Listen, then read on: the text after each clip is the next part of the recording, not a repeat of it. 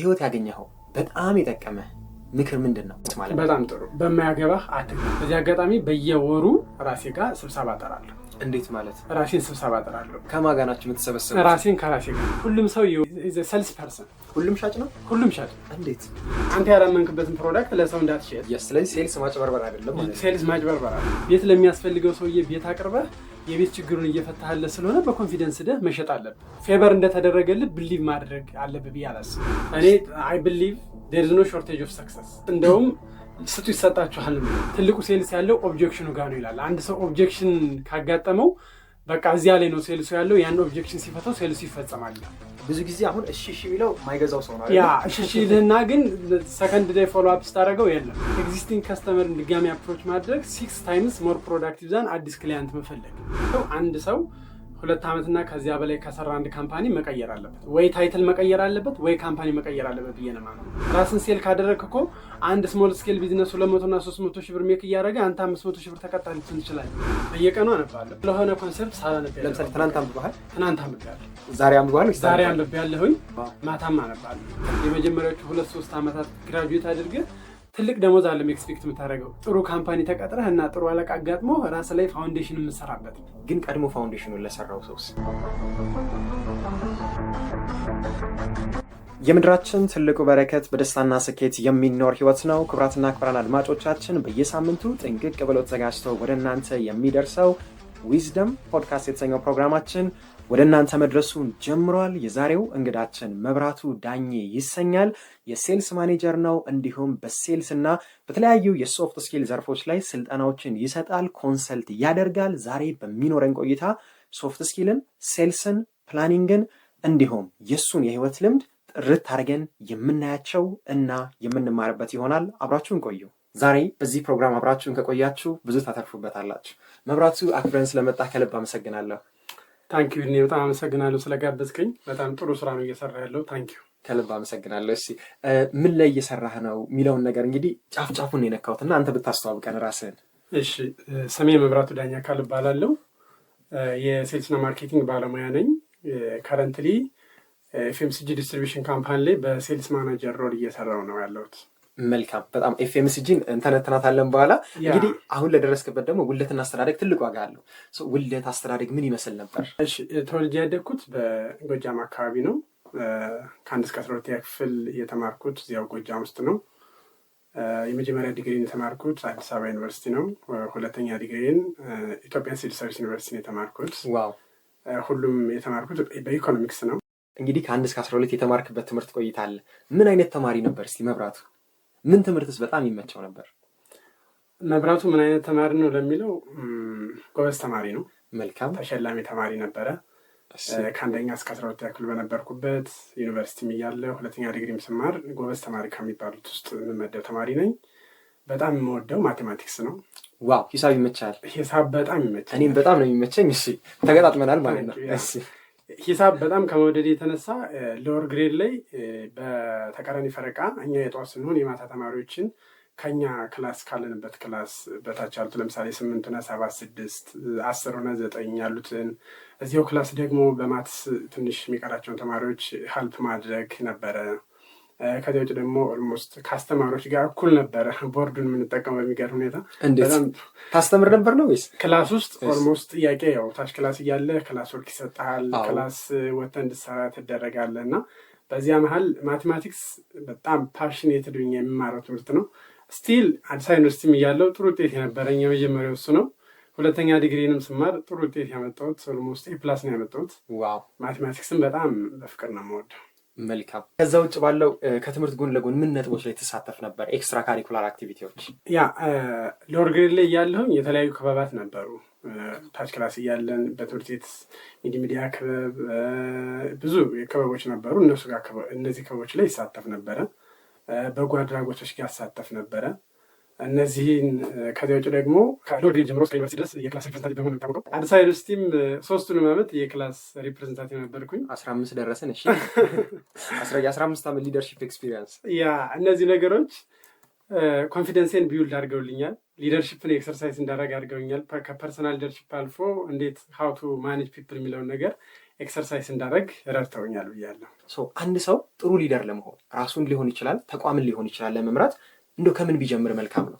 የመጀመሪያው ነገር ፐርሰናል ሊደርሽፑ ጥሩ መሆን አለበት። ፐርሰናል ሊደርሽፕ ስንል ኢንተርፐርሰናል እና ፐርሰናል ይባላል። ፐርሰናል የምንለው ከራሱ ጋር ነው። ታይሙን ማኔጅ ማድረግ አለበት። ዲሲፕሊኑ ጥሩ መሆን አለበት። ኔጎሽሽን ስኪሉ ጥሩ መሆን አለበት። ከሰዎች ጋር ያለው ተግባቦት ጥሩ መሆን አለበት። ኢንትራፐርሰናል የሚለው ጋር ስንመጣ ደግሞ ከሰዎች ጋር ያለው ለምሳሌ ኢምፓቲ ሊኖረው ይገባል። ለምሳሌ አንተ አለቃ ስትሆን ተማሪዎቹን በአንተ ጫማ ሆነ ማየት አለብህ፣ በእነሱ ጫማ ሆነ ማየት አለብህ፣ እነሱ ትሪት ማድረግ አለብህ። ኮሚኒኬሽን ጥሩ መሆን አለበት። ሊደርሽፕ ጥሩ መሆን አለበት። እነሱ የሚፈልጉትን ነገር ለምሳሌ አዲስ ሳይንስ ስንማር ሃንድአውት ፕሪንት እንዲደረግልን በደንብ ፑሽ ነበር ማድረገው። ጉዞዎችም ተዘጋጅተው ነበር አዲስ ሳይንስ እያለን። ለምሳሌ 3ኛ ዓመት እያለን ኢንዱስትሪያል ኢኮኖሚክስ የሚባል ኮርስ ሜይ ቢ እየተመራችሁ ከሆነ ኢንዱስትሪያል ኢኮኖሚክስ ብዙ ዩኒቨርሲቲዎችን ቪዚት እንድናደርግ አድርጎናል። መቀሌ ዩኒቨርሲቲ ሄደናል፣ ደብረ ብርሃን፣ ደሴ፣ ባህር ዳር፣ ደብረ ማርቆስ። በዚህ ሁሉ ጉዞ የጉዞ ዋና አስተባባሪ ሜን ፕላየር እኔ ነበርኩ። በጣም ጥሩ ነገር ነበር የነበረን ጉዟችንም። እነዚህን ነገሮች ኤክሰርሳይዝ የምታደርገው ነገር ከራስ ነው የሚጀምረው ብዬ አስባለሁ። መልካም፣ ራስን መምራት ከዛ በኋላ ደግሞ ከሰዎች ጋር ላለው ሊደርሺፕ በጣም ትልቅ ዋጋ አለው። እንግዲህ ከዛ በተጨማሪ ዩኒቨርሲቲ ላይ ሆነስ የምትሳተፍባቸው ምን አይነት ክለቦች ነበሩ? እነሱስ ምን ላይ ሼፕ አደረጉ? አዲስ አበባ ዩኒቨርሲቲ እያለን የምሳተፍበት አንድ ክለብ ነበረ። አዲስ አበባ ዩኒቨርሲቲ ፒስ ክለብ የሚባል ሜይ ቢ አሁን እንዳለ አለ። ፒስ ክለብ የሚባል ነበረ። እሱን ሁሌ 11 ሰዓት እየሄድን እንሳተፋለን። ብዙ ኢሾዎች ተነስተው ዲስከስ እናደርግባቸዋለን። ጥሩ ሙመንት ነበረ። እውነት ለመናገር እነዚህ ነገሮች ወጥተን የማናገኛቸው ነገሮች ስለሆኑ እንዴት ሀሳባችንን እንገልጻለን፣ ከሰዎች ጋር እንዴት ዲስከስ እናደርጋለን። አንዳንዴ የኔ ብቻ ይደመጥ አትልም። እዚያ ብዙ ነገር የምትማራቸው ነገሮች አሉ። ከስሙም ስንነሳ ፒስ ክለብ ነው። ሰላማዊ ኢንቫይሮንመንት መፍጠር ነው። ከተለያየ አካባቢ የመጣነን፣ የተለያየ ቋንቋ የምንናገርነን፣ የተለያየ ዲፓርትመንት ነን።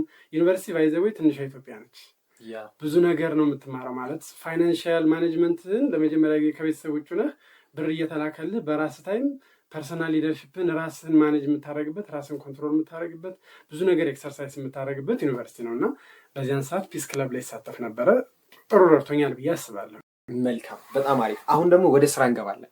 እንግዲህ ከተመረቀ በኋላ ምን አይነት ስራ ሰራ? የመጀመሪያ ዲግሪ እንደጨረስክ ማለት ነው።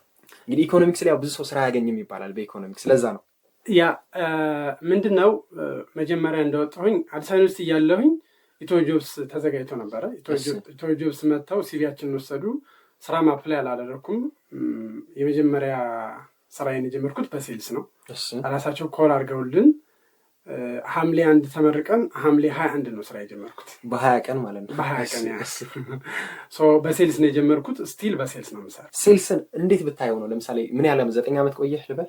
ኦልሞስት 9 ዓመት ያህል 9 ዓመት ያህል ሴልስ ላይ የቆየህበት ምክንያቱ ምንድን ነው? ሴልስ እውነት ለመናገር በጣም ደስ የሚል ፕሮፌሽን ነው። በየቀኑ አዳዲስ ቻለንጅ፣ በየቀኑ አዳዲስ ሰው፣ አዳዲስ ኦፖርቹኒቲ እና ደግሞ ሴልስ ክሎዝ ስታደርግ ያለው ሳትስፋክሽን ቀላል አይደለም። ስትሸጥ ከዚያ ውጭ ደግሞ ስራህ ኢትዝ ሜዠረብል።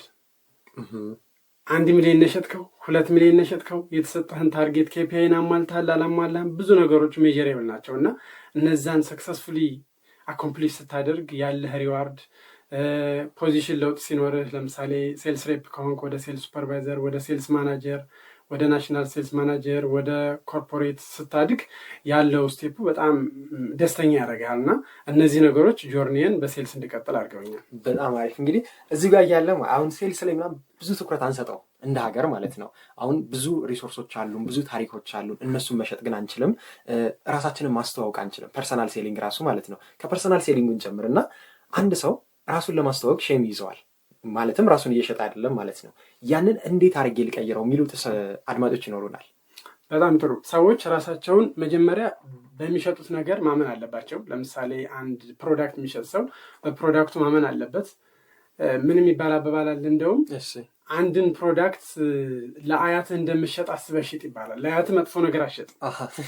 ስለዚህ አንተ ያላመንክበትን ፕሮዳክት ለሰው እንዳትሸጥ ማለት ነው። ስለዚህ ሴልስ ማጭበርበር አይደለም ማለት ነው። ሴልስ ማጭበርበር አይደለም። ትክክለኛ ነገር ሴልስ ማለት በአጭር ቋንቋ ፕሮዳክት ወይም ሰርቪስ ወይም አይዲያ እየሸጥክ ኮሚሽን እያገኘህ ወይም ሳላሪ እየተከፈለህ 3 ፕላየሮች ተጠቃሚ የሆኑበት ነው። አንደኛ ሴልስ ፐርሰኑ ነው፣ ሁለተኛ ካምፓኒው ነው፣ ሶስተኛ ደግሞ ካስተመሩ ነው። እነዚህ ሶስቱን ተጠቃሚ የሚያደርግ ጆርኒ ሴልስ ይባላል። መልካም።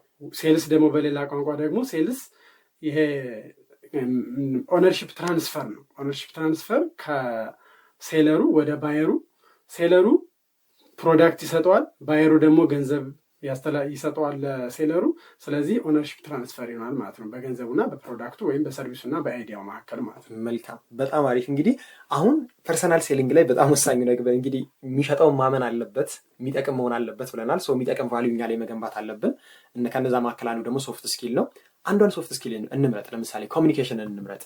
ኮሚኒኬሽን ላይ በጣም ፑር የሆነ ከሰዎች ጋር መግባባት ብዙ ማይመቸው ሰው እንደው ከምን ቢጀምር ትላለህ? በጣም ኮሚኒኬሽን ላይ ምርጥ ስለሆንክ ነው ይሄን ጠይቀህ። የመጀመሪያው ነገር ኮሚኒኬሽኑን ለማሳደግ እንዴት ነው መጀመሪያ ኮሚኒኬሽን ስኪል ዲቨሎፕ ካደረጉት ሰዎች ለርን ማድረግ አለበት ብዬ አስባለሁ። ከዚያ ደግሞ አይናፋር መሆን የለበትም። ራሱን ሴል ለማድረግ በተቻለ መጠን ራሱን ማሳደግ አለበት። ከዚያ ውጭ ደግሞ ከቅርብ አለቆቹ ወይም ከጓደኞቹ አሁን ለምሳሌ ሎወር ግሬድ እያለን ክላስ ጥያቄ ሲጠየቅ ስታዋጣ ዲቨሎፕ ታደርጋለህ። ስራ ቦታም ደግሞ የሆነ ሀሳብ ሲንሸራሸር እዚህ ሀሳብ ላይ ስትሰጥ፣ አሁን አንዳንድ ሰዎች ክላስ ውስጥ ወይም ስራ ቦታ የሆነ ጥያቄ ሲነሳ ሁሉም እኮ ያውቀዋል፣ ግን እጁን አውጥቶ የሚመልሰው የተወሰነ ሰው ነው። ሌሎቹ ኢንትሮቨርት መሆን አያስፈልግም። ፐርሰናሊ ኢንትሮቨርት መሆን ያስፈልጋል ብዬ አላስብም። ኮሚኒኬሽንን ለማሳደግ በየቀኑ ኤክሰርሳይዝ የምናደርገው ነገር ነው። በየቀኑ አዳዲስ ነገሮችን ለርን ማድረግ ነው። ከሰዎች ጋር ኮሚኒኬት ማድረግ፣ አዳዲስ ሰዎች ጋር መገናኘት፣ የተለያዩ ኢቨንቶች ጋር መገናኘት፣ ራስን ለኮሚኒኬሽን ኢንቫይሮንመንት ላለበት ቦታ ኤክስፖዝ ማድረግ ነው ብዬ አስባለሁ። ትክክል። በደንብ በጣም ትክክለኛ ፖይንት ነው። ፕራክቲስ ሜክስ ፐርፌክት ነው። ፐርፌክት ባይሆንም ኢምፕሩቭ ያደርጋል። ፕራክቲስ ሜክስ ቤተር። ያ በጣም አሪፍ። ሌላኛው እንግዲህ ስራ ላይ እስቲ የነበረ ቆይታ ምን ይመስላል? ያው ሴልስ ላይ ነው የሰራኸው። እንደው ምን አይነት ነጥቦችን ክሎዝ አድረግ? ፓርቲኩላርሊ በኤፍኤምሲጂ ሴክተር ላይ ነው የቆየሁት። የመጀመሪያ ስራዬ ቤቨሬጅ ካምፓኒ ነው። ሁለተኛ ስራዬ ደግሞ ኢንተርቴንመንት ካምፓኒ ነው። ሶስተኛ አሁንም ተመልሼ ኤፍኤምሲጂ የምግብ ምርቶች የሚያከፋፍል ድርጅት ጋር ነው እየሰራ ያለሁት። ሶፋር ባሌ ጆርኒ የመጀመሪያ የሰራሁባቸው ጋር ኬፒአይን በደንብ ነበረ ማሳካው። ኬፒአይ ምንድን ነው ከሚለውን ጀምር። ያ ኬፒአይ የምንለው ኪ ፐርፎርማንስ ኢንዲኬተር የፐርፎርማንስ ኢንዲኬተሮች ናቸው። ለምሳሌ ቮሊዩም አለ፣ ከስተመር አያያዝ፣ ከስተመር ሰርቪስ አለ፣ ከስተመሮችን በምን ያህል ጊዜ ቪዚት ታደርጋቸዋለህ፣ ዲሲፕሊን፣ ታይም ማኔጅመንት፣ ብዙ ኬፒአይዎች አሉት። እነዚያን በደንብ በማሟላት ነው የምታወቀው። ስናስብ ቱጌዘር ኤቭሪዋን አቺቭ ሞር ነው እና ቱጌዘር ኤቭሪዋን አቺቭ ሞር በሚለው ፕሪንሲፕል በነበርኩባቸው ካምፓኒዎች የመጀመሪያ ካምፓኒም ስሰራ ቤቨሬጅ ሴክተሩ፣ ሁለተኛ ኢንተርቴንመንት ካምፓኒም ስሰራ፣ ሶስተኛ ደግሞ አሁንም አለበት ካምፓኒ ስሰራ፣ በፓርታይም የምሰራባቸውም ስራዎች ላይ ቶፕ ፐርፎርመር ነበርኩ። ከዛ በተጨማሪ ደግሞ አሁን ሴልስ ላይ ነው በጣም ትልቅ ብዙ ጊዜ የሚያጋጥመው ሪጀክሽን የሚያጋጥመው ማለት ነው። እንዴት ነው ሃንድል የምታደርገው ሪጀክሽንን? እንግዲህ 9 ዓመት ልምድ ቀላል ስላልሆነ በጣም ጥሩ ጥያቄ ነው። ሪጀክሽን የሴልስ ዋናው እና አንዱ አካል ነው። የሴልስ ፕሮሰስን ብናይ የመጀመሪያው ፕሮስፔክቲንግ ነው። ላይፍ ብለድ ኦፍ ሴልስ የምንለው ትልቁ የሴልስ ጆርኒ የሚጀመረው ሰውየው መለየት ነው። ሁዝ ማይ ክሊየንት፣ ማን ነው ሊገዛኝ የሚችለው? ሊንክዲን እንዳልከው ማለት ነው። ማን ነው ሊገዛኝ የሚችለው? ፕሮስፔክቲንግ ላይ ነው። በቃ ላይፍ ብለድ ነው ማለት ላይፍ ብለድ ኦፍ ሴልስ። እንግዲህ ብለድ ለሰውነታችን ምን ያህል ጠቃሚ እንደሆነ መቼም ታውቀዋለህ። እና ፕሮስፔክቲንግም ላይፍ ብለድ ነው። ትክክለኛ ፕሮስፔክት ከሌለ ሌሎችን ፕሮሰሶች ቆንጆ ብታደረጋቸው፣ ኦብጀክሽንን ሃንድል ብታደረግ፣ ክሎዚንግ ጥሩ ቢሆን፣ ፎሎ አፕ ጥሩ ቢሆን፣ መጀመሪያ ያላመጣሁን ክላይንት አይመጣም። ከፕሮስፔክቲንግ ቀጥሎ ፕሪ አፕሮች አለ። አንድ ፕሮዳክት እንምረጥ እዚሁ ጋር ለምሳሌ ምን ነበር የሆነ አንድ ፕሮዳክት መርጠን ማለት ነው። የካምፓኒ ስም አንጠራም፣ ግን አንድ ፕሮዳክት መርጠን ይሄ ፕሮዳክት ለእንትና ፕሮስፔክት አድርገን ምናምን ሳሙና እናድርገው። ለምሳሌ ሳሙና እናድርግ። ፕሮስፔክት እሺ፣ ለማን እናድርግ? ሳሙና ባይ ዲፎልት ሁሉም ነው የሚሆነው። ሪል ስቴትን እንምረጥ። ለምሳሌ ሪል ስቴት ከረንትሊ በጣም ሪል ስቴት ላይም ትሬኒንጎችን ሰጥቻለሁ። ሴልስ ትሬኒንጎችን ሪል ስቴት ብንመርጥ ለምሳሌ ሁዝ ማይ ክሊያንት ማለት እነማን ናቸው የኔ ክሊያንቶች፣ የት ነው የሚገኙት? ኢቭን አሁን ናዌዴስ በአለባበስ፣ በሚነዱት መኪና ኢንጆይ በሚያደርጉበት፣ ለምሳሌ ትክክለኛ ክሊያንቶች የሪል ስቴት የሚገኙት ኤንጂኦ አካባቢ፣ ኤምባሲ አካባቢ፣ ኤርፖርት፣ ትልልቅ ሆቴሎች አካባቢ፣ እንደዚህ መኪና መሸጫዎች አካባቢ ቢከድ ትክክለኛ ክሊያንቶች ይገኛሉ ያስባል። ስለዚህ እነዚህ ቦታዎች ላይ ሄደ ፕሮስፔክት ማድረግ አለ። ዴን ፕሮስፔክት ከማድረግ በፊት ግን ፕሪ አፕሮች የሚባል ስቴፕ አለ። ምንድነው እሱ? የፕሮዳክት ቤኔፊት አድቫንቴጁን ፕሮዳክት ኖሌጁን ጥንቅቅ አድርገህ አውቀህ መሄድ ይኖርብሃል። ምን ሸጣውን ሪሊስት በደንብ ማወቅ በደንብ ማለት እዚህ ስትጠየቅ አለቃ ያላናግረው ማለት አችልማ። በደንብ ይሄ ኦብጀክሽን ሃንድል ማድረግ የምችለው የት ነው ያለው ስንት ካሬ ነው ምንድነው ከምን የተሰራው ምን አይነት አፈር ነው ስትባል መመለስ እንድትችል በደንብ ፕሮዳክት ኖሌጅ ሊኖር ይገባል ማለት ነው። ፕሪ አፕሮች ላይ ያን አፕሮች ስታደርግ ደግሞ ፕሮፌሽናሊ ፈርስት ኢምፕሬሽንን ጥሩ አድርገህ ጥሩ ግሪት አድርገህ ታደርጋለህ። ሶስተኛው ስቴፕ ደረስን። ዜን አፕሮች ታደርገዋለህ። አፕሮች ታደርገዋለህ ሶስተኛው። አራተኛው ደግሞ ኦብጀክሽን ይነሳል። መቼም ገዢ ትልቅ ኢንቨስትመንት ነው 8 ሚሊዮን 10 ሚሊዮን 20 ሚሊዮን ኢንቨስት ያደርግ ምንም ኩዌሽን ሳያደርግህ እንደውም ግራንት ካርደን ሚላል የሴልስ ግሩ ቴኔክስ ሩል ሴሎር ቢሶልድ የሚሉ መጽሐፍቶችን ቴኔክስ ኢቨንትን አሜሪካ ላይ ያለው ትልቅ ታዋቂ ሰው ነው ግራንት ካርደን። እሱ ሚላል እንደውም ትልቁ ሴልስ ያለው ኦብጀክሽኑ ጋር ነው ይላል። አንድ ሰው ኦብጀክሽን ካጋጠመው በቃ እዚያ ላይ ነው ሴልሱ ያለው። ያን ኦብጀክሽን ሲፈታው ሴልሱ ይፈጸማል። ብዙ ጊዜ አሁን እሺ የሚለው ማይገዛው ሰው ነው አይደል? እሺ ይልና ግን ሰከንድ ዴይ ፎሎ አፕ ስታደርገው የለም። መጀመሪያ ኦብጀክሽን የሚያነሳብህ ሰው ግን አሁን ለምሳሌ አንድ ፕሮዳክት ልገዛ ሄደህ ከምን የተሰራው ዋጋው ተወዷል ምናምን የሚሉ ጥያቄዎችን የምጠይቀው ልገዛው ስላሰብክ ነው እንጂ የሆነ ኢንተረስት እያሳየህ ነው ማለት ነው። ስለዚህ ኦብጀክሽኖችን አንድ የምናደርገው ሪዚሊያንስ ያስፈልጋል። አንድ ሰው ኦብጀክሽን ሲያነሳ ፐርሰናል መውሰድ የለብንም። ኦብጀክሽን ያነሳው ለአይዲያ ወይም ለፕሮዳክቱ እንጂ ፐርሰናሊ ለመብራቱ ወይም ለይድኔ አይደለም። ስለዚህ ኦብጀክሽኑን ፐርሰናሊ መውሰድ የለብንም። ለኦብጀክሽኑ ደግሞ በደንብ ታጥቀም መሄድ አለብን። ኦብጀክሽኖችን ራሳችን ክሬት አድርገን ራሳችን መልሰን መሄድ አለብን። እንደዚህ አይነት ኦብጀክሽን ቢነሳ እንደዚህ አድርጌ መልሳለሁ ብለን መሄድ ይኖርብናል። ስለዚህ እነዚህን ፕሪፓሬሽን ካደረግን ኦብጀክሽን ሃንድል አድርገን መሸጥ እንችላለን ብዬ አስባለሁ። ዜን ከዚያ በኋላ ክሎዚንግ ይመጣል። እሺ ተሸጣ። ክሎዚንግ የምንለው ደግሞ ለምሳሌ ሪል ስቴት ላይ ስትመጣ ዳውን ፔመንት ሲያደርግ ሲፈራረም ነው። እሺ ብሎ ቢሄድ ደንበኛው ኔክስት ዴይ ሀሳብ ሊቀይር ይችላል። ከዚያ ባሻገር ደግሞ ፎሎ አፕ አለ። ዋንስ ለምሳሌ ከተሸጠ በኋላ ዘመኒ ኢዝን ዘ ፎሎ አፕ ይባላል። ዘመኒ ኢዝን ዘ ፎሎ አፕ ማለት ፎሎ አፕ ማድረግ ኤግዚስቲንግ ከስተመርን ድጋሚ አፕሮች ማድረግ 6 ታይምስ ሞር ፕሮዳክቲቭ ዛን አዲስ ክሊያንት መፈለግ። ክሮስ ሴሊንግ እና አፕ ሴሊንግ የሚባል አለ። ሰው ኤግዚስት ያደረገውን ደንበኛ በደንብ ፎሎ አፕ ታደርገው። ለምሳሌ አንድ ሪል ስቴት የገዛህን ሰው ሪል ስቴቱ ተመርቆ ሲገባበት አበባ ይዘህለት ብትሄድ ሪል ስቴት የገዛ ሰውዬ ባይ ዲፎልት ጓደኞቹ ሪል ስቴት ገዢ ነው ሊሆን የሚችሉት። ካለው ጋር ነው 5 ጓደኞችን ንገረኝና ያንተን ባህሪ ልንገር ነው ይባላል። የ5 ጓደኞችን ባህሪ ነግረኝ ያንተን ባህሪ ልንገር። ስለዚህ ሪል ስቴት የሚገዛው ሰውዬ ባይ ዲፎልት ሲመጣ የሚገርም ሰው ይድኔ እኮ ጥሩ ሴልስ ፕሮፌሽናል ነው እንደዚህ ኮንሳልት አድርጎ ለቤት አበቃኝ ይላል። ስለዚህ ለሰዎች ሪከመንድ ያደርጋል። እሱ ኦን ቶፕ ኦፍ ሂዝ ማይንድ ትሆናለህ። ነገ ሌላ ፕሮዳክት ቢገዛ ለሱቅ ቤት ቢገዛ መኪና ቢገዛ ሌሎችንም ፕሮዳክቶች ቢገዛ ያን ቤት መልሶ ሊሸጠው ቢፈልግ አንተ ጋር ኮል ያደርጋል ማለት ነው። ለሰዎችም ሪከመንድ ያደርጋል። that's my point። በጣም አሪፍ። ፎሎ አፕ በጣም ወሳኝ ነው። እንግዲህ ፎሎ አፕ ላይ ሌላኛው ያልከኝ ምንድነው? ክሮስ ሴል እና አፕሴል አለ። እስኪ እነሱን ብናያቸው። አፕሴል ካለበት ፕሮዳክት ለምሳሌ 2 ቤድሩም ከገዛ ወደ 3 ቤድሩም ወይም 4 ቤድሩም ሲገዛ ከፍ ሲያደርገው አፕሴል። ክሮስሴል ደግሞ ለምሳሌ ቤት የገዛ ሰውዬ የፈርኒቸር ፕሮዳክቶችን ቢገዛ መኪና ቢገዛ ብዙ ነገሮችን ክሮስ አድርጎ ሌሎችን ተጨማሪ ነገሮችን ቢገዛ ሴልስህ ያድግልሃል ማለት ነው። ኦልሬዲ ባለህ ክሊያንት ቤዝ ማለት ነው። በደንብ በጣም መልካም። በጣም ቆንጆ ፖይንት ነው። ሌላኛው ደግሞ ብዙ ጊዜ ለምሳሌ አሁን ሪል ስቴት ላይ ባለው ማለት ነው አንዷን ፖይንት እንያት። አፕሮች ማድረግ ስንል እንግዲህ ፕሪ አፕሮች ቦታውን ማወቅ ያስፈልጋል። በጣም ብዙ ሪጀክሽኖች አሉ። ረጅም ጊዜ ያህል ደግሞ ሳይሸጥለት ብዙ ሰው ይቆያል። እና እንደው የነዛ ምክንያት ለምሳሌ አንዳንድ የሚቀርበው ኔትወርክ ያስፈልገዋል እኮ ሪል ስቴት መሸጥ ይባላል። እና እሱን እንዴት ታየዋለህ? ኔትወርኪንግ በጣም ኪ ነገር ነው። የመጀመሪያው ነገር እንደነገርኩ የማይንድ ሴት ጉዳይ ነው። እሸጣለሁ ብለህ ካመንክ የማይሆን ነገር የለም።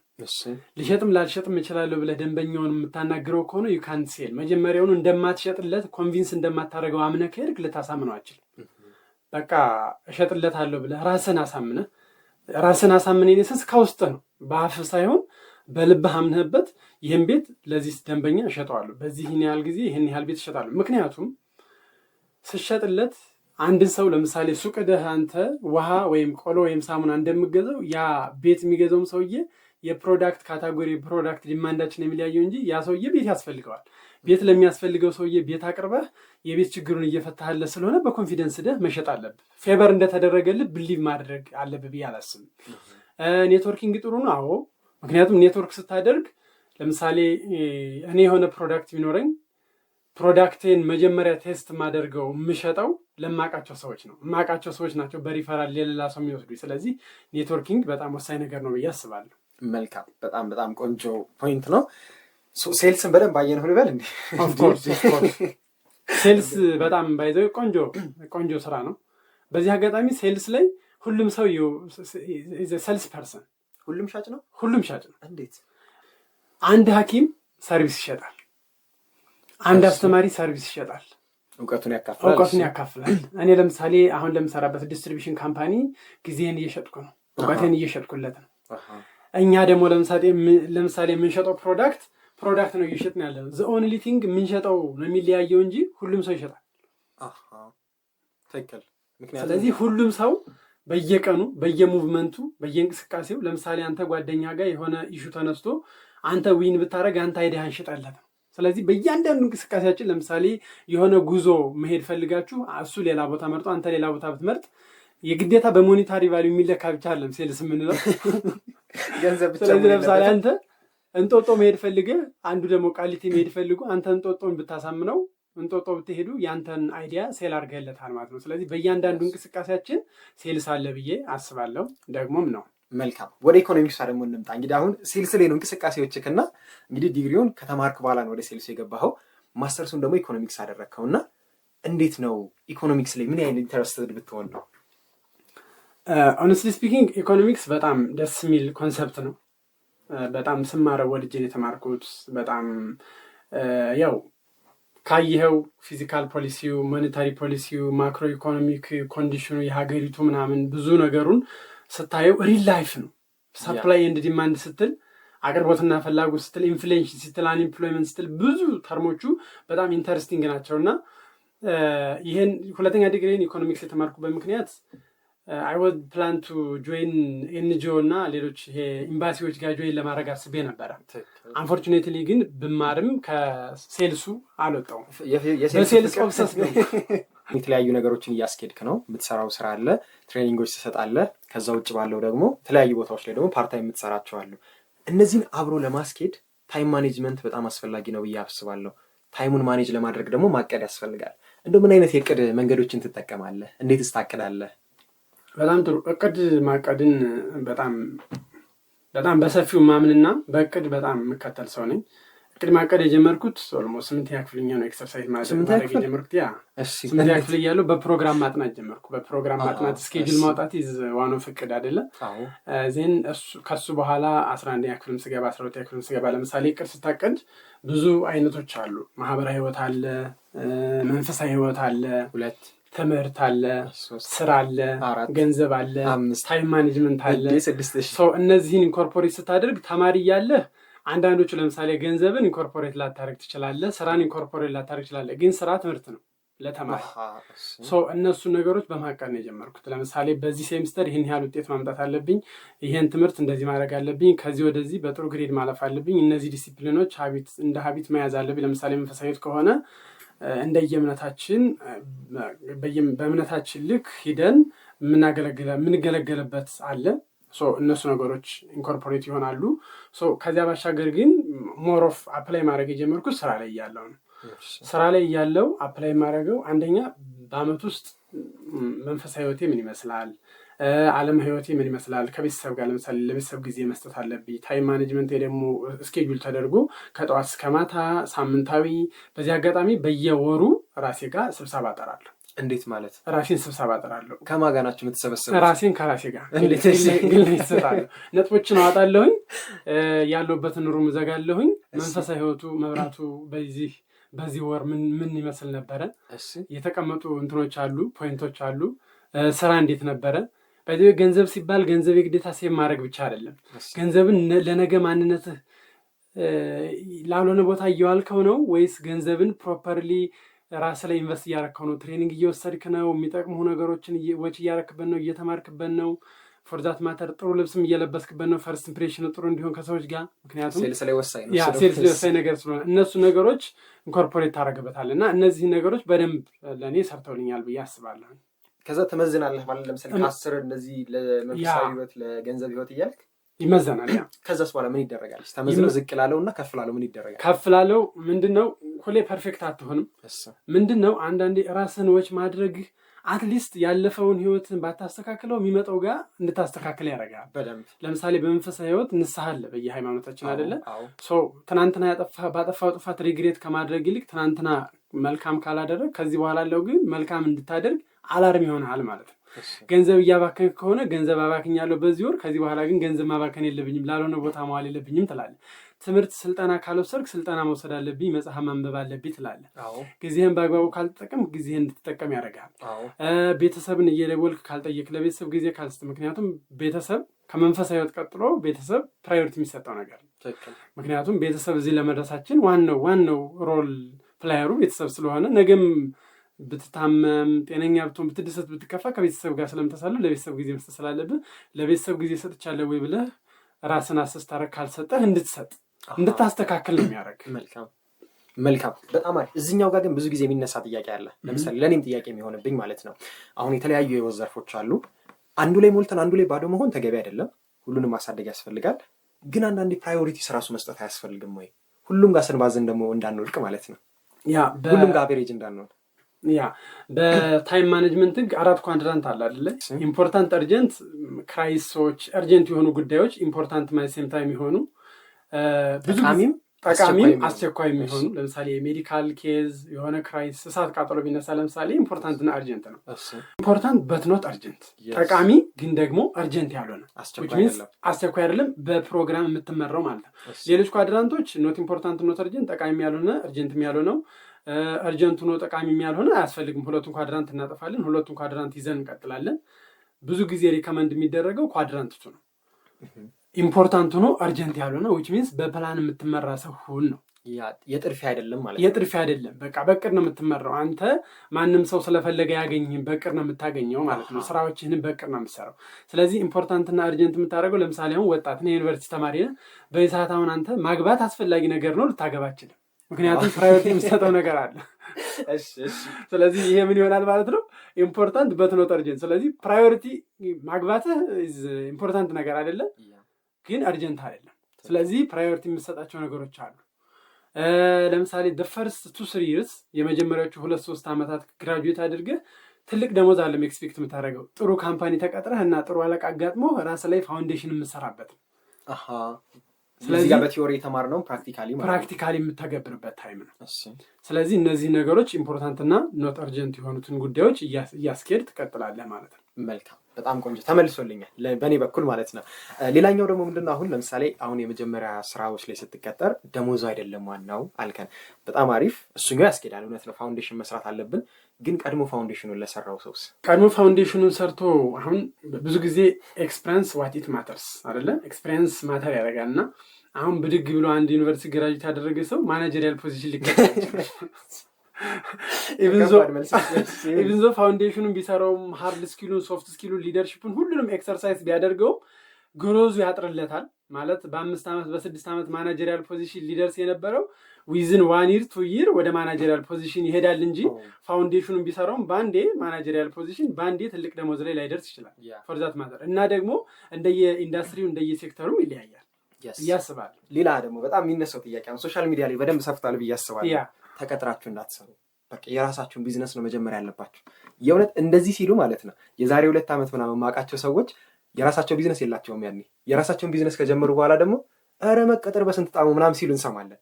እና አንድ ሰው እንግዲህ ሁሉም ሰው የራሱን ስራ ሊጀምር ይችላል መጀመሪያ፣ ከዛን ጀምር ሁሉ ሰው ስራ ፈጣሪ ይሆናል ወይ? በጣም ጥሩ ጥያቄ ነው። ሁሉም ሐኪም መሆን ይችላል አይችልም አይደለ? የተወሰነ ሰው ታማኝ መሆን አለበት። ሁላችንም አንድ አይነት ፕሮፌሽን ቢኖረን ብለህ አስበው። ሁሉም ሰው አርሶ አደር መሆን ይችላል? ሁሉም ሰው ማቴማቲሻን መሆን ይችላል? እርስ በርስ ራሱ አንፈላለግ። ምንድነው አንዱ ለአንዱ ተፈላላጊ መሆን አለበት። ሁሉም ወንድ ወይም ሁሉም ሴት ሊሆን አይችልም። አሴም ታይም ደግሞ ሁሉም ኢንተርፕሪነር ቢሆን ማን ተቀጥሮ ይሰራልሃል? አንተ ለምሳሌ ድርጅት አለ። አንተ ድርጅት ጋር ማን መጥቶ ይሰራል? ተቀጣሪ ያስፈልጋል። በኢትዮጵያ ኮንቴክስትም በለው በአለም ኮንቴክስት እኔ አይ ፕሪፈር ተቀጥረህ ስትሰራም የግልህም ስትሰራ ተቀጥረህ ስትሰራ የተሻለ ደሞዝ እንዲከፈልህ መስራት አለብህ። ከዚያ ውጭ ደግሞ ፓሲቭ ኢንካም ጀነሬት እንዲያደርግልህ ስሞል ስኬል ቢዝነሶችን በጎን ለጎን ብትከፍት ናይስ። ከዚያ ውጭ ግን ተቀጥረህ የምትሰራበት ላይ ደግሞ you have to be the most recommended person እና በጣም አይከን የሆነ ሰው መሆን፣ ራስን በደንብ ሴል ማድረግ። ራስን ሴል ካደረግክ እኮ አንድ ስሞል ስኬል ቢዝነስ 200 እና 300 ሺህ ብር ሜክ እያደረገ አንተ 500 ሺህ ብር ተቀጣሪ ልትሆን ትችላለህ። አይ ብሊቭ ሁሉም ሰው ተቀጥሮ መስራት አይችልም። ሁሉም ሰው ኢንተርፕሪነር መሆን አይችልም። ሁሉም እንደየመክሊቱ ይሆናል ብዬ ነው የማስበው።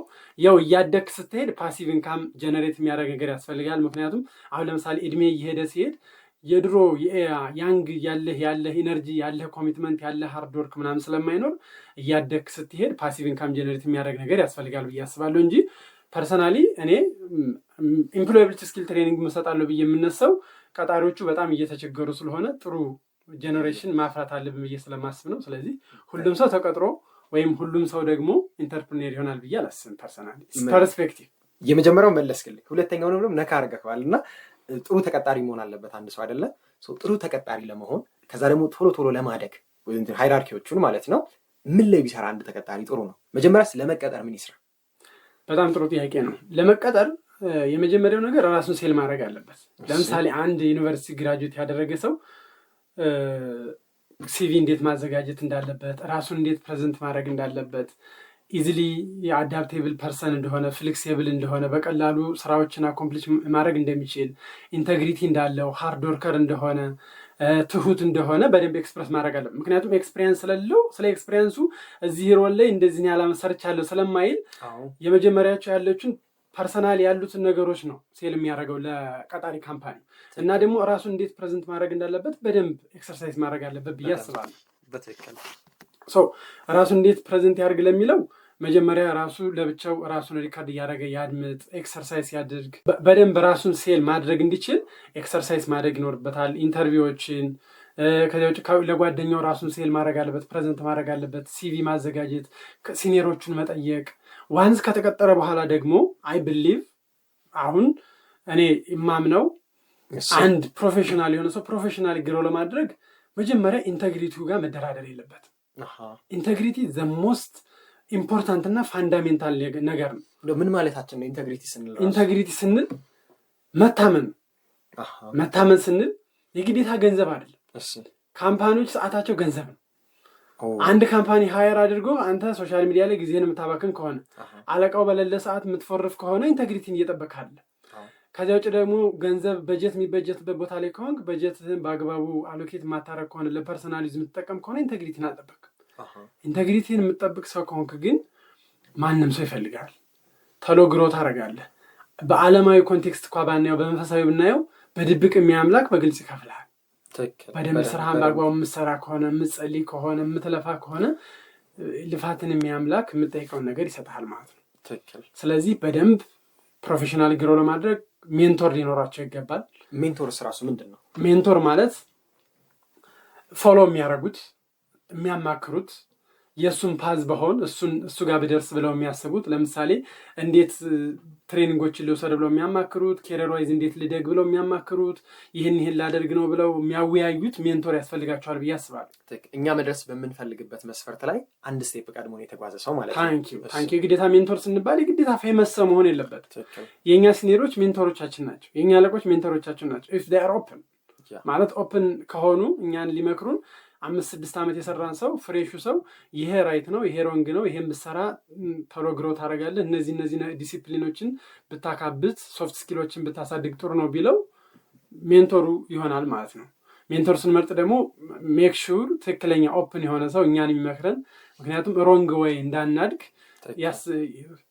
መምረጥ ያስፈልጋል ብዬ አስባለሁ። ግልጽ መሆን አለበት ያ ሰው ደግሞ አንዳንዴ እየሸፋፈነን ምናምን ስህተታችንን የሚተውን ከሆነ ወሸው እያለ ስህተት ስሰራ የሚሄድ ሰው ከሆነ ጥሩ አይደለም። ከዚያ በተጨማሪ ደግሞ ለአለቆቻችን ፊድባክ መጠየቅ። እኔ ፐርሰናሊ አይ ብሊቭ ሶፋር በሰራውበት ብዙ አለቆች ዳይሬክትሊ ማኔጅ አድርገውኛል። አለቆችን ፊዚካሊም በኢሜይልም ያለኝን ስትሬንግዝ ያለኝን ማስተካከል ያለብኝ ዲቨሎፕመንታል ኤሪያ ወይም ዊክነስ ብዙ ጊዜ ጠይቃለሁ። ግምገማ ምናምን ሳይጠይቁኝ እኔ ራሴ ጠይቃለሁ። እኔን መዝኑኝ ብዬ ጠይቃለሁ። እሺ እኔን መዝኑ ብዬ ስጠይቅ እነሱ ጥሩ ፊድባክ ይሰጡኛል።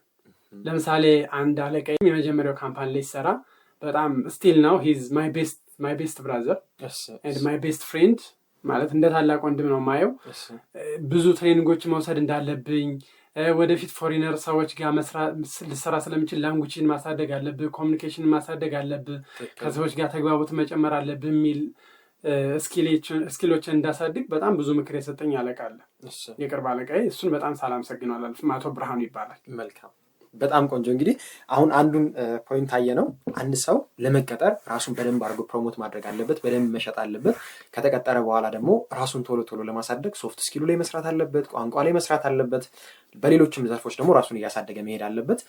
ከዛ በተጨማሪ እንግዲህ አሁን ከአንድ ካምፓኒ ወደ ሌላ ካምፓኒ እየቀየርክ ነበር እና እንደዛ እንድትቀይር ያደረጉ ምክንያቶች ምንድን ናቸው? ምናልባት የተሻለ መሆን ነው፣ መፈለግ ነው፣ ወይስ ደግሞ ምንድን ነበር? በጣም ጥሩ ጥያቄ ነው። ብዙ ፋክተሮች ነው ያሉት። የመጀመሪያው ነገር ኮምፎርት ዞን ኢዝ ኪለር ማለት ኮምፎርቴብል ሆነ የሚከፈል ደሞዝ ብዙ ነገር ምናምን you will not grow አታድግም። አዳዲስ ስኪሎች አትማርም። ለምሳሌ ሴልስ ማናጀሩን አንድ ካምፓኒ ላይ ረጅም ዓመት ከሰራ የአንድ ካምፓኒ ካልቸር ብቻ ነው ያለ፣ የዚህ አለቃ ኤክስፖዠር ብቻ ነው ያለ። ሌላ ቦታ ቢያስገቡህ አትንቀሳቀስም ነገር። ያ ይሄ ቨርሳታይል አትሆንም፣ ብዙ አይነት ኤክስፖዠር አይኖርም።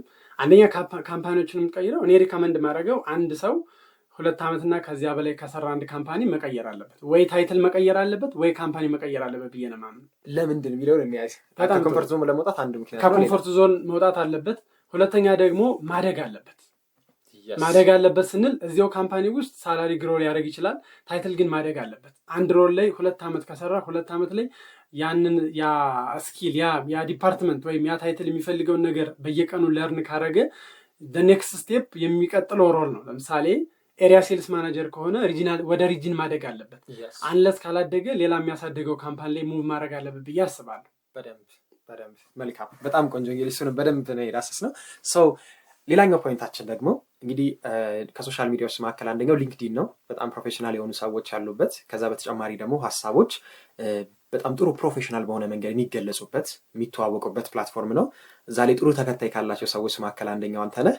በጣም ቆንጆ ሀሳቦችን ታስተላልፋለህ። ብዙ ነጥቦች እማርበታለሁ፣ አነባቸዋለሁ የምታስተላልፏቸውን እና የሶሻል ሚዲያ ጆርኒ እንዴት ተጀመረ የሚለውን እኔ የሶሻል ሚዲያ ጆርኒ የተጀመረው ኦልሞስት የዛሬ 9 ዓመት ነው። ዩኒቨርሲቲ ያለው ኦልሞስት ዩኒቨርሲቲ ወጥቼ የመጀመሪያዎቹ የስራ ዓመታት ላይ ነው ሊንክዲን የከፈትኩት። የፌስቡክም ተጠቃሚ ነበርኩኝ። እኔ ኒቼ የት እንደሆነ ፋይንድ አውት ሳደርግ ፌስቡክ ላይ የራሴን ፕሮዳክት ማስተዋውቀው የለኝም። ፌስቡክ ላይ ስክሮል ከማድረግ የዘለ ነገር ስለሌለኝ ፌስቡክ አሁን ከረንት ላይ አልጠቀም።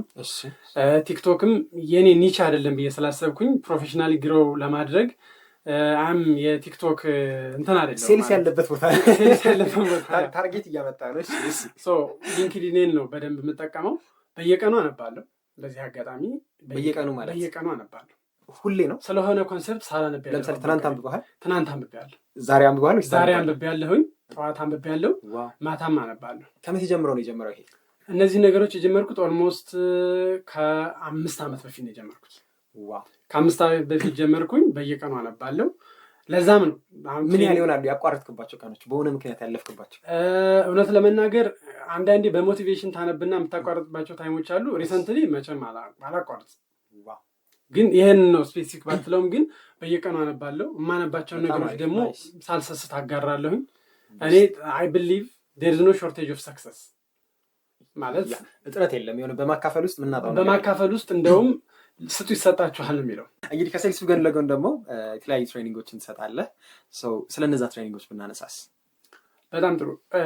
ትሬኒንግ እንደነገርኩ ዩኒቨርሲቲ ግራጁዌት አድርጌ ፈርስት 2 መንዝ ማታ ትሬኒንጎችን ወስድ ነበረ። አንድ ታላቅ ወንድሜ ያለ ሜንቶሪ ነው። እሱ ታላቅ ወንድሜ ማታ ኦልዌይስ ሲገባ ሶፍት ስኪል፣ ሃርድ ስኪል ትሬኒንግ፣ ሊደርሺፕ፣ ኢሞሽናል ኢንቴሊጀንስ፣ ኮሚኒኬሽን ስኪል ብዙ ያሰለጥነህ ነበር። ፎርማሊ ያሰለጥነን ነበር። ሌሎችም ቤተሰቦች አሉ። ቁጭ ብለን ማታ በደንብ ፎርማሊ ኖት ይዘን ቀን እየተጻፈ እየተፈረመልን ፈተና ያለው ትሬኒንጎችን እንወስድ ነበርና ክላስ ነው ማለት ነው። ክላስ ነው ያ ፈርስት ይር መጀመሪያ ግራጁዌት እንዳደረግኩ ዓመት ኢኮኖሚክስ ሲቪል ሰርቪስ ዩኒቨርሲቲ ፓርታይም አስተምር ነበረ። ማታ አዲስ አበባ ዩኒቨርሲቲ የሚያስተምረኝ አስተማሪ እዚያ ዲፓርትመንት ሄድ ነበረ። ሶ ሂ ሪኮመንድ ሚ እና በዲግሪ አስተምር ነበረ።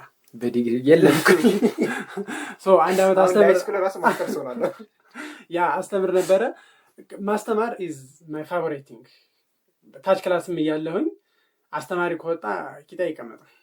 ወጥቼ ቦርድ ላይ መጽሐፍ ቾክ ካለ ብዙ ይሄ ማለት እንደዚህ ብዬ የምገልጸው ነገር አለ። እየተባልኩላ ነበር 40 ደቂቃ ክላስ ከሆነ 20 ደቂቃ የመብራቱ ነው፣ 20 ደቂቃ የአስተማሪው ነው። ሂሳብ ላይ ይስባል። ያ ስፔሻሊ 8ኛ ክፍል እያለሁ አይ ሪሜምበር በቃ ብላክቦርዱ ለ2 ነበር የምንጠቀመው ባለው ማለት ጥያቄ እንጠይቃለን። በጣም ነው ደስ የሚለኝ። አንብቤ ነው መጣው ሁሉ ቀድሜ ጥያቄውን ሰርቼ ነው መጣው። 8ኛ ክፍልና 12ኛ ክፍል በተለይ ማቴማቲክስን በጣም ቱ ዘ ማክሲመም የወደድኩበት ታይም እና አስተማሪዎችን ሁሉ እረፍት ሰጣቸው ነበር። አንዳንዴ አንተ ስታስተምር ያርፉ ነበር። ያ እነዚህ ነገሮች ትሬኒንግ ለመስጠት እንደ ግብአት ሆኖኛል ብዬ አስባለሁ።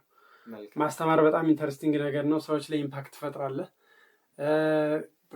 ብዙ ነገሮችንም ታሳድጋለህ። ለምሳሌ የመድረክ ሰው ትሆናለህ። ሊደርሺፕ ኳሊቲ ይጨምራል። ሰዎችን የማስረዳት አቅም ይጨምራል። በዚህ መሀል ለሪል ስቴት ካምፓኒዎች ትሬኒንግ ሰጥቻለሁ። እኔ እናንተም አጋጣሚ የተገናኘ ነው ሴልስ ትሬኒንግ ተቋም ላይ እያሰለጠንኩ ነው ያገኘኝ። በዚህ አጋጣሚ ትሬኒንጉ እንዴት ነበረ? በዚህ አጋጣሚ ምርጥ ነበር። ከሄድክ በኋላ ራሱ ማለት ነው ሲሉ ነበር ሁሉም ማለት ነው።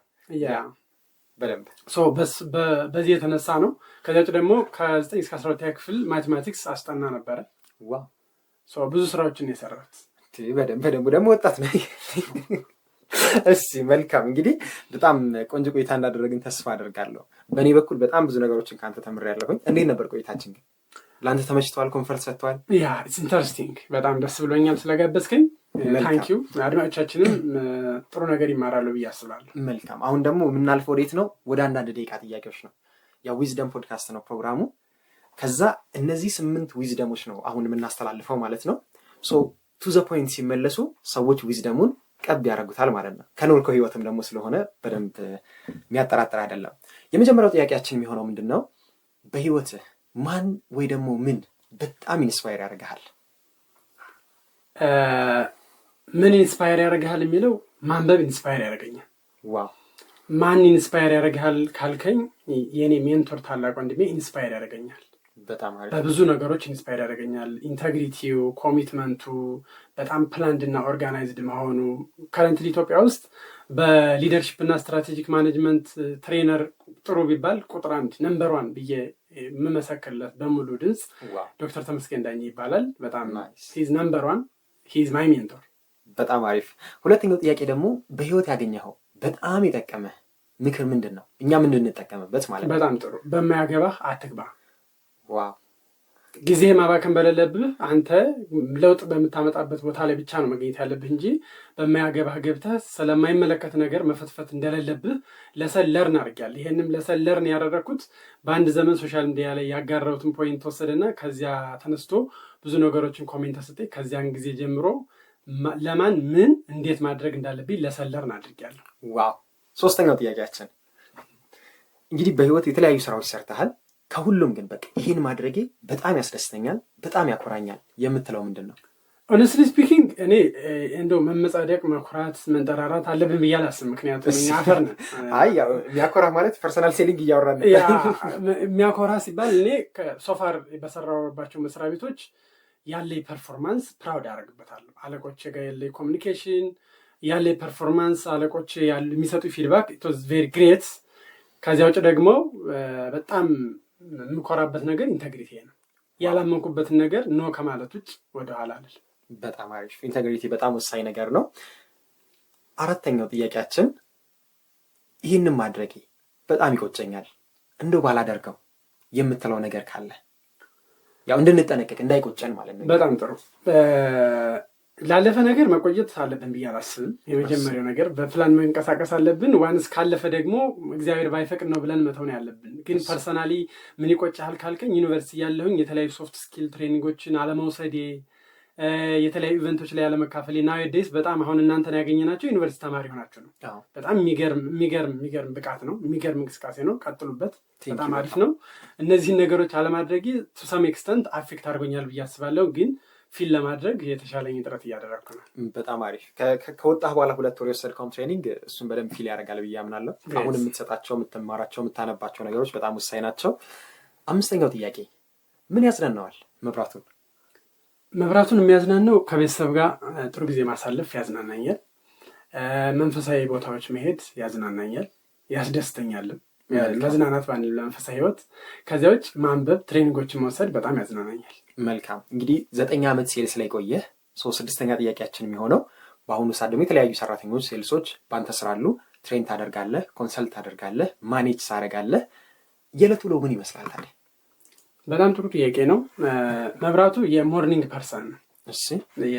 የጠዋቱ 1 ሰዓት የቀኑን 12 ሰዓትን ጋር ኮምፔር ብታደርገው የጠዋቱ 1 ሰዓት በጣም ሞር ፕሮዳክቲቭ ነው፣ አርፈ ስለምትነሳ። ጠዋት 11 ሰዓት እነሳለሁኝ። 11 ሰዓት ተነስቼ ጸሎት አደርጋለሁ፣ አነባለሁ። ከዚያ ውጭ ወደ ስራ ቦታ ሲሄድ የተለያዩ ኦዲዮ ቡኮችን፣ ፖድካስቶችን እሰማለሁኝ። ከ1 ሰዓት እስከ 1 ሰዓት ተሩ ባለው ነው የስራ ቦታ የምደርሰው። ብዙ ጊዜ የሴልስ ስራ ታውቃለህ፣ ኤርሊ ሞርኒንግ ኤክስኪዩሽን መሰራት አለበት፣ ሴልስ ቲሙ መውጣት አለበት።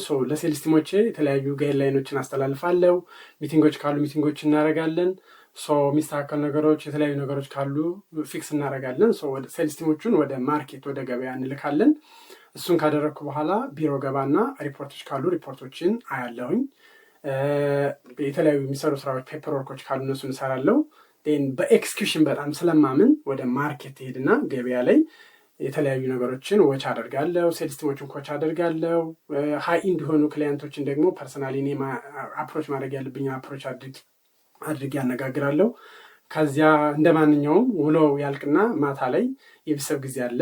ከቤተሰብ ጊዜ በተጨማሪ ደግሞ ማታም አነባለሁ። 7ኛው ጥያቄያችን ማለት ነው፣ በጣም የጠቀሙ እነዚህ መጽሐፎች ማንበቤማ የምትላቸው 3 መጽሐፎች ካሉ?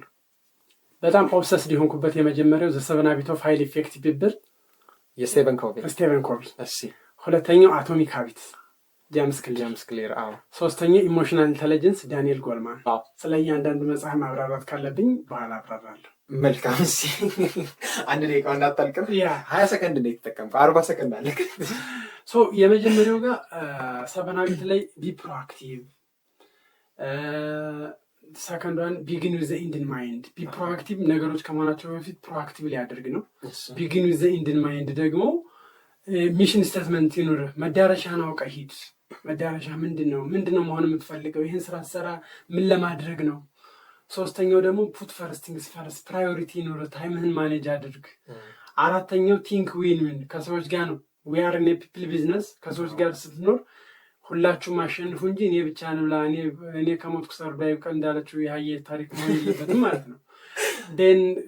5ኛው ሲክ ፈርስት ቱ አንደርስታንድ ዴን ቱ ቢ አንደርስቱድ ነው። አክቲቭ ሊስኒንግ በጣም ኢምፖርታንቱ ነገር ሰዎች እንዲያዳምጡ አንተ መጀመሪያ ኢምፓቲ ኑሮህ አድምጣቸው ነው። 6ኛው ደግሞ ሲነርጂ ነው። 1 ሲደመር 1 ግሬተር ዛን 3 10 11 12 ልን እንችላለን። እኔ እናንተ ስንደምር ሚራክል መፍጠር እንችላለን። ስለዚህ ስለ ቲምወርክ ነው የሚያወራው። የመጨረሻው ሻርፕን ዘ ሶ ነው። ለምሳሌ ኃጢአት ለሰራ ሰው ንስሐ እንዳለው ለዶመ ምሳር እንደምትሰራው ሁሉ ሻርፕን ዘ ሶ አድርገህ በየቀኑ ያለህን ስኪል፣ ያለህን ኢነርጂ፣ ያለህን ሁሉ ነገር ሻርፕን እያደረግህ እያስተካከልክ እየሳልክ ሂድ ነው። 2ኛው አቶሚክ ሃቢት ነው። በየቀኑ አዳዲስ ስኪል አዳርግ። ስሞል ኤንድ ኮንሲስተንት ኢምፕሩቭመንት ሚራክል የሆነ ነገር በህይወት ላይ ያመጣል። ግሮት አደርጋለሁ። ኢሞሽናል ኢንተለጀንስ ጋር ስንመጣ በጣም ኢምፖርታንት ኮንሰፕት ነው። ኢሞሽናል ኢንተለጀንስ፣ ራስህን ወቅ፣ ራስህን ማኔጅ አድርግ፣ ራስህን አስተዳድር። ሰዎችን ወቅ፣ ሰዎችን ማኔጅ አድርግ። በቃ ህይወት አለቀ እኮ። የመጨረሻው ጥያቄያችን ለወጣቶች አስተላልፋለሁ የምትለው ዊዝደም አድቫይስ ካለ? ወጣቶች አሁን ላይ ሶሻል ሚዲያው በዝተዋል፣ ኢንፎርሜሽን ፍሎ በዝተዋል እና ሴሌክቲቭን ነው የመጀመሪያ የምለው። በሞቲቬሽን ሳይሆን በዲሲፕሊን እንመራ። we have to master self discipline ማስተር ማድረግ አለብን። ሶፍት ስኪሎቻችንን በየቀኑ ማሳደግ አለብን። ሶፍት ስኪል ስንል ሊደርሺፕ፣ ፐርሰናል ሊደርሺፕ ብለን ቅድም ፐርሰናል እና ኢንተርፐርሰናል ያልነው አለ። ኮሚኒኬሽን ስኪላችንን ማሳደግ አለብን። ኢምፓቲ ሊኖረን ይገባል። ከሰዎች ጋር ለሰዎች ቅድሚያ መስጠት አለብን። ከዚያ ውጭ ደግሞ ትልቁ ማሰሪያው መንፈሳዊ ህይወታችንን ማደግ አለበት። ሰዎች ሰርቪስ መስጠት አለባቸው። ሰዎችን ስናገለግል ለምን እናደርጋለን? ብዙ ነገር በመስጠት ውስጥ ነው ማግኘት ያለው። ስለዚህ ወጣቶች ራሳቸው ላይ ኢንቨስት ቢያደርጉ ብዬ አስባለሁ። መልካም። የመጨረሻው ነጥብ እኔን የምትጠይቀኝ ጥያቄ ይኖራል? ብዙ ጠየቅኩ እስካሁን። ስለጋበዝከኝ በጣም አመሰግናለሁኝ። እኔም አመሰግናለሁ ስለመጣ። ለወጣቱ ማለት ሶሻል ሚዲያን አንተ እንዴት ትገልጸዋለህ? የስ ሶሻል ሚዲያ ማለት እንግዲህ ሁለቱም ነገሮች አለው። እድልም አለው እዳም አለው። ግን እንደየአጠቃቀማችን ነው ብዬ አምናለሁኝ። ሶሻል ሚዲያ ላይ ስንገባ ምን ለማየት ነው የሚለውን ብንወስነው አሪፍ ነው። ለምሳሌ ዩቲዩብን ስከፍት ምን ላይ ነው ዛሬ? ይሄንን ላይ ነው። ስለዚህ ዛሬ እናተኮራለን ማለት ነው። ግን እንዲሁ በቃ ዛሬ ምንድነው ጊዜው አልሄዳለኝ ሊዮ ምናምን ብለን ከገባ ነው ግን ጊዜያችንን በጣም ያባክንም ነገር ሊሆንብን ይችላል ማለት ነው። ከዛ ጊዜ ማባከን ብቻ ሳይሆን ደግሞ አንዳንዴ ራሳችንን የሆነ ነገር ላይ ገደብ አድርገነው ስፔሻላይዝ ማናረገው ከሆነ ሁሉም ቦታ ደግሞ እንባክንና ዊዝደም እናጣለን ማለት ነው። ብትን ያለ ፎከስ ይሆናል። ከዛ አንዱንም ማስተር አናረገውም፣ አንዱም ላይ ከፍ አንልበትም እና አጠቃቀሙ ወሳኝ ነው ብዬ አምናለሁ። ታንክ ዩ ጥሩ ሀሳብ ነው። መልካም እንግዲህ አክብረን ስለመጣ ያለህን እውቀት የህይወት ልምድ ያለ ስስት ስላካፈልከን በአዲስ አበባ ዩኒቨርሲቲ ሬዲዮ ኤፍኤም 99.4 እንዲሁም በዊዝደም ፖድካስትም ከልብ አመሰግናለሁ። እኔም አመሰግናለሁ ስለጋበዝከኝ። መልካም ጊዜ። ታንክ ዩ